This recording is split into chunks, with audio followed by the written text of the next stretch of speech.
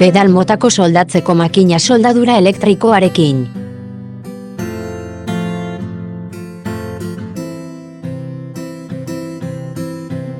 Latak elikatzeko sistema automatikoa.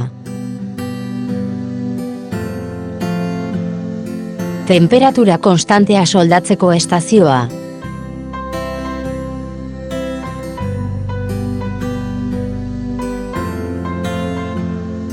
Pedalaren kontrola. Soldatzeko abiadura azkarra.